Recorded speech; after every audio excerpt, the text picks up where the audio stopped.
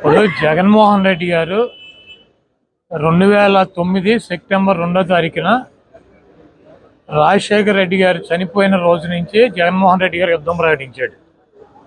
సోనియా గాంధీతో ఢీకొట్టి, చంద్రబాబును ఢీకొట్టి 16 నెలలు జైలు జీవితం అనుభవించి ఈ రాష్ట్రంలో తెలుగుదేశం పార్టీకి, కాంగ్రెస్ పార్టీకి డిపాజిట్లు పోగొట్టి, కాంగ్రెస్ పార్టీని ఈ రాష్ట్రంలో కూకటి వేళ్లతో సహా పెగిలించి, చంద్రబాబు నాయుడు 40 సంవత్సరాలు అనుభవం ఉన్నటువంటి వ్యక్తిని 23 సీట్లకు పరిమితం చేసి 151 సీట్లతో పవన్ కళ్యాణ్ని 2 చోట్ల కూడా చిత్తుగా ఓడించి, చంద్రబాబు నాయుడు తనయుడు లోకేష్ని మంగళగిరిలో మట్టి కరిపించి ఆయన అభ్యర్థుల మీద వీళ్ళని ఓడించి ఈ రాష్ట్రంలో ముఖ్యమంత్రిగా జైత్రయాత్ర జగన్మోహన్ రెడ్డి గారు కొనసాగిస్తున్నారు.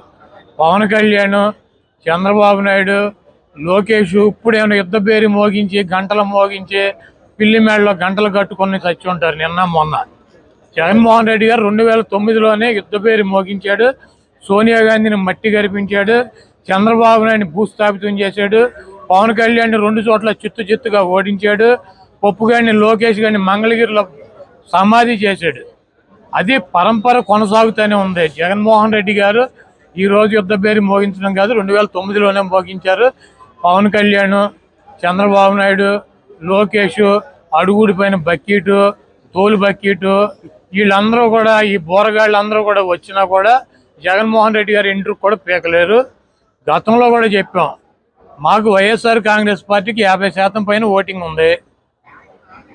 జగన్మోహన్ రెడ్డి గారు చేసేటువంటి సంక్షేమ కార్యక్రమాలు, అభివృద్ధి కార్యక్రమాలు ఈ రాష్ట్ర ప్రజలు గెలిపిస్తారు. మిగిలినట్టు 50% బీజేపీకి 1%, కాంగ్రెస్కి 1%, పవన్ కళ్యాణ్కి 3%, చంద్రబాబుకి 40% ఇట్లా ఉంటాయి. వీళ్ళందరూ కలిసినా కూడా ఓటు ఏమి ట్రాన్స్ఫర్ అయ్యేటువంటి పరిస్థితి ఉండదు. చంద్రబాబు నాయుడు విచిత్రంగా మాడుతూ ఉంటాడు. ఒక 420 నా కొడుకు అనమాటాడు చంద్రబాబు గారు అంటేనే ఆడు 420 గాడు. ఎందుకంటే జగన్మోహన్ రెడ్డి గారు అభ్యర్థులను మారుస్తున్నాడంట. ఎంఆర్ఓలకు ట్రాన్స్ఫర్లు ఉంటాయి, అధికారులకు ట్రాన్స్ఫర్లు ఉంటాయి, ఎమ్మెల్యేలకు కూడా ట్రాన్స్ఫర్లు ఉంటాయి అంటాడు.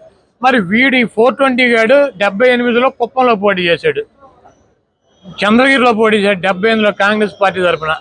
కుప్పం నుంచి చంద్రగిరి 110 కిలోమీటర్లు.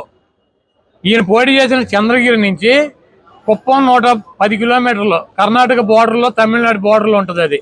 మరి వీడు ఎట్లా ట్రాన్స్ఫర్ అయ్యలేడండి చంద్రగిరి నుంచి కుప్పం?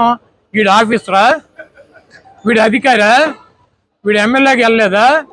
అన్ని సొల్లు నా కొడుకు, సొల్లు మాటలు, సొల్లు నా కొడుకు అనమాట.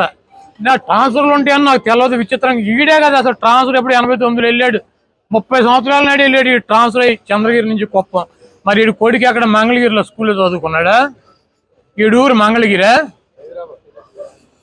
లేకపోతే వీడు పుట్టింది, వీడు పెరిగింది మంగళగిరా? మరి ఈడేటో వచ్చాడు పప్పు నా కొడుకు మంగళగిరి పోటీ చేయడానికి ట్రాన్స్ఫర్ అయ్యి రాలేదా? హైదరాబాద్లో చేయొచ్చుగా, లేకపోతే ఆడి బాబు చంద్రగిరిలో చేయొచ్చుగా.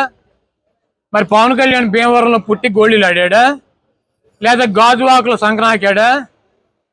వీళ్ళు అసలు బాబు, కొడుకు, పార్ట్నర్, దత్తపుత్రుడు అందరూ కూడా వలస వెళ్ళి అక్కడెక్కడ పోటీ చేసేవాళ్ళే. వీళ్ళకంట ట్రాన్స్ఫర్లు ఉంటాయని తెలియదంట.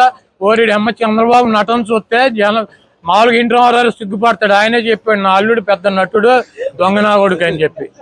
కాబట్టి ఈ ట్రాన్స్ఫర్లు ఇవన్నీ పిట్టగజలు, ఇవన్నీ చంద్రబాబు నాయుడు చెప్పినా కూడా నడవదు. చంద్రబాబు నాయుడు, పవన్ కళ్యాణ్, లోకేష్ నిన్న మొన్న యుద్ధం ప్రకటించారు. జగన్మోహన్ రెడ్డి గారు ఆల్రెడీ యుద్ధం ప్రకటించి 12 ఏళ్ళు అయింది. సోనియా గాంధీని మట్టి కరిపించాడు, చంద్రబాబు నాయుడిని పాపరం చేశాడు, పవన్ కళ్యాణ్ కనీసం ఎమ్మెల్యే కూడా జరగకుండా చూశాడు.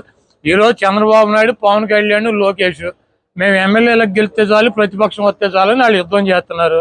వాళ్ళు జగన్మోహన్ రెడ్డి గారితో యుద్ధం చేసేదేంటి?